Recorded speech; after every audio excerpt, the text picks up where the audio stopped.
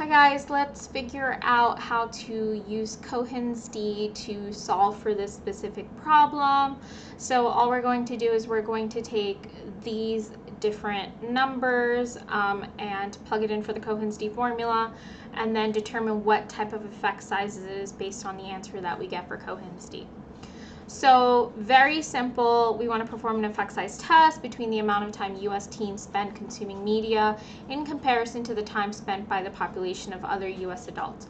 So we have a sample of 30 teens, we have a sample mean of 12 hours a day of consuming media. This is how much the teens consume. We have a population standard deviation of 4 hours, and then let's say we have a population mean, so on average adults spend roughly 15 hours. So our M in this case would be our sample mean, so that would be 12.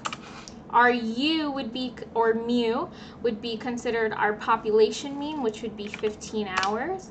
Our O, or standard deviation, would be considered the 4 hours that is there for population standard deviation. And now we're just going to plug in the formula for Cohen's d to solve. So d would be equals, open parentheses, m minus u, close parentheses, divided by the standard deviation, and you hit enter.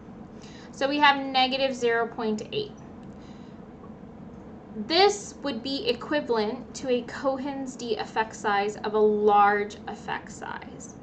Okay, and remember, Cohen's d goes for a positive or negative effect size. So if this was positive 0.8, it would still be a large effect size. If it was negative 0.8, it would still be considered a large effect size.